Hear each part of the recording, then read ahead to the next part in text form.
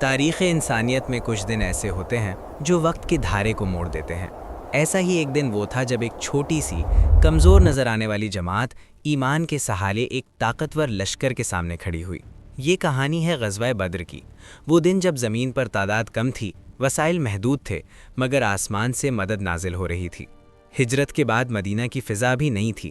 مسلمان نہ مکمل طور پر منظم تھے، نہ ہی جنگ کے لیے تیار۔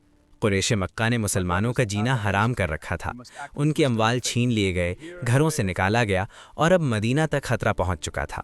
ایسے حالات میں ایک تجارتی قافلہ جس کی قیادت ابو سفیان کر رہے تھے، شام سے واپس آ رہا تھا۔ اس قافلے میں وہ مال تھا جو مسلمانوں سے لوٹا گیا تھا۔ نبی کریم صلی اللہ علیہ وسلم نے صحابہ سے مشورہ فرمایا۔ مقصد جنگ نہیں بلکہ قافلے کو روکنا تھا، مگر قریش نے قافلے کے دفاع کے لیے 1000 کا لشکر تیار کر لیا۔ دوسری طرف مسلمان صرف 313 تھے، جن کے پاس چند گھوڑے، چند اونٹ اور محدود ہتھیار تھے۔ یہ مقابلہ بظاہر ناممکن لگتا تھا۔ رمضان کی 17 تاریخ 2 ہجری، مقام بدر کا میدان۔ نبی کریم صلی اللہ علیہ وسلم نے پوری رات اللہ کے حضور دعا کی، اے اللہ، اگر یہ چھوٹی سی جماعت ہلاک ہو گئی تو زمین پر تیرا نام لینے والا کوئی نہ رہے گا۔ یہ دعا صحیح احادیث میں محفوظ ہے، اور یہ لمحہ تاریخ کا فیصلہ کن لمحہ بن گیا۔ قرآن گواہ ہے کہ اس دن اللہ نے فرشتے نازل فرمائے، اذ تستغیثون ربکم فاستجاب لکم۔ جب تم اپنے رب سے مدد مانگ رہے تھے تو اس نے تمہاری دعا قبول کی۔ جنگ شروع ہوئی۔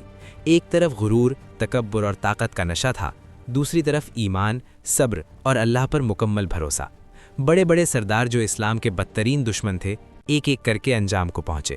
ابو جہل جو اسلام کا سب سے بڑا دشمن تھا، اسی میدان میں مارا گیا۔ جب جنگ ختم ہوئی تو نتیجہ حیران کن تھا۔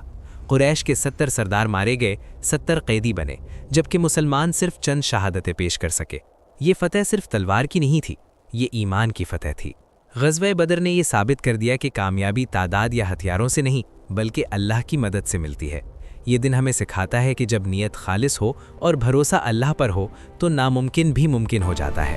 یہی بدر کا پیغام ہے۔ ایمان کمزور نظر آ سکتا ہے، مگر جب اللہ ساتھ ہو تو تاریخ بدل جاتی ہے۔